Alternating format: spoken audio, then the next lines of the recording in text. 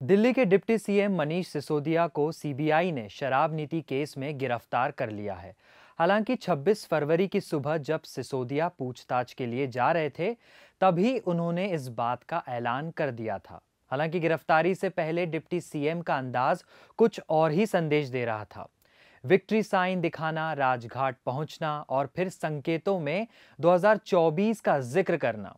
ऐसे में समझने की कोशिश करते हैं कि मनीष सिसोदिया की गिरफ्तारी से आम आदमी पार्टी को कितना फायदा या नुकसान हो सकता है और अन्य पार्टियों पर इसका क्या प्रभाव पड़ेगा।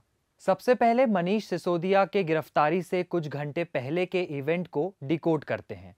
सुबह के वक्त उन्होंने अपनी मां के पैर छुए, फिर घर से मुस्कुराते हुए बाहर निकले, राजघाट पहुंचे, फिर रोड शो किया। इन सभी की तस्वीरें रियल टाइम पर सोशल मीडिया पर आती रही। फिर स्पीच दी और अपने परिवार का जिक्र किया। इस दौरान वो बोलते बोलते रो पड़े। उन्होंने परिवार के अलावा दिल्ली के बच्चों के लिए भी अपना इमोशन जाहिर किया। इसके बाद बीजेपी पर हमलावर होते दिखे। साफ शब्दों में कहा कि आप ही बीजेपी के अत्याचारों से देश को मुक्ति दिलाएगी, आम आदमी पार्टी ही देश को नंबर 1 राष्ट्र बनाएगी। यानी पहले इमोशनल अपील, फिर चुनावी बातें, जिसे देखकर लगता है कि आम आदमी पार्टी इस आपदा को अवसर में बदलने की पूरी कोशिश में है। लेकिन क्या ये इतना आसान है? इसे जानने के लिए आम आदमी पार्टी के साथ हुए कुछ पुराने इवेंट को खंगालते हैं। मुख्यमंत्री केजरीवाल की सरकार और पार्टी में दूसरे नंबर के नेता मनीष सिसोदिया शिक्षा, वित्त, विजिलेंस और श्रम जैसे अहम विभागों को संभालते हैं और पिछले दिनों मनी लॉन्ड्रिंग के आरोप में मंत्री सत्येंद्र जैन को गिरफ्तार किए जाने के बाद उन्हें स्वास्थ्य, लोक निर्माण विभाग और गृह जैसे अन्य प्रमुख विभागों का भी प्रभार सौंपा गया था। लेकिन अब वो भी खुद गिरफ्तार हो गए हैं। उनकी ये गिरफ्तारी ऐसे समय में आई है जब केजरीवाल पंजाब फतह से उत्साहित होकर राष्ट्रीय राजनीति में नए सिरे से प्रवेश करने की योजना बना रहे हैं। आम आदमी पार्टी को राष्ट्रीय पार्टी का दर्जा दिए जाने के बाद केजरीवाल अगले महीने में 4 राज्यों कर्नाटक, छत्तीसगढ़, मध्य प्रदेश और राजस्थान में अपनी चुनावी संभावनाओं का विस्तार करने के लिए दौरे पर जाने वाले हैं।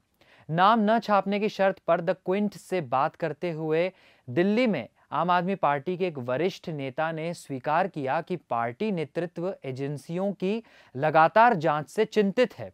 नेता ने कहा कि शीर्ष नेतृत्व को डर है कि इससे 2024 के लोकसभा चुनावों में पार्टी की संभावनाओं पर असर पड़ सकता है। अरविंद केजरीवाल और उनकी पार्टी का दिल्ली के तमाम उपराज्यपालों से 36 का आंकड़ा रहा है और अभी भी यह स्थिति बदली नहीं है।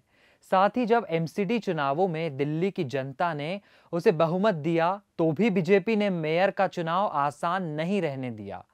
अभी भी एमसीडी की स्टैंडिंग कमेटी का चुनाव कोर्ट में अटका हुआ है और दिल्ली पुलिस ने सिविक सेंटर में आप और बीजेपी पार्षदों के बीच हुई मारपीट के मामले में आईपीसी की धारा 160 के तहत एक एफआईआर दर्ज किया है। ऐसे में मनीष सिसोदिया की गिरफ्तारी ने उसके लिए परेशानी का एक और सबब खड़ा कर दिया है।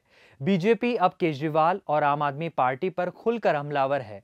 सत्येंद्र जैन के बाद मनीष सिसोदिया की गिरफ्तारी ने बीजेपी को आपकी भ्रष्टाचार विरोधी साख पर सवाल उठाने का मौका दे दिया है, जिसके बूते पर वह सत्ता में आई थी। मनीष सिसोदिया को दिल्ली के शिक्षा मॉडल का श्रेय दिया जाता है और यह आपका वह तुरुप का इक्का है जिसे वह हर राज्य विधानसभा चुनाव लड़ती है।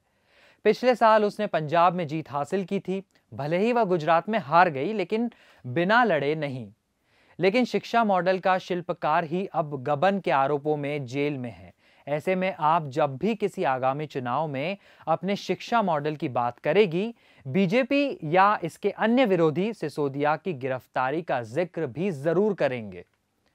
सिसोदिया की गिरफ्तारी पर आम आदमी पार्टी ने कहा है कि बीजेपी का मकसद केवल अरविंद केजरीवाल को खत्म करना है।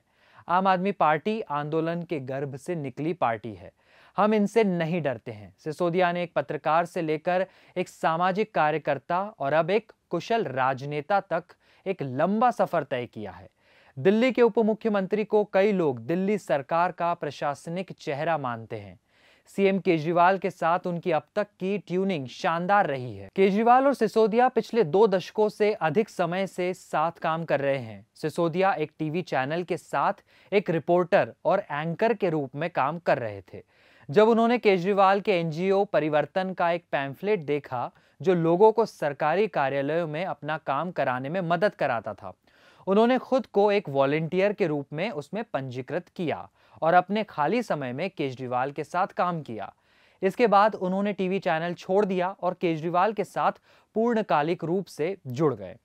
तब से उनका एक लंबा जुड़ाव रहा है। सामाजिक कार्यकर्ताओं के रूप में अग्रणी आरटीआई कार्यकर्ता, जन लोकपाल बिल के लिए भ्रष्टाचार विरोधी योद्धा और अब आम आदमी पार्टी के शीर्ष 2 चेहरों के रूप में। देखना यह होगा कि अरविंद केजरीवाल और उनकी पार्टी अब अपने दूसरे सबसे बड़े नेता के रूप में कैसे आगे बढ़ती है।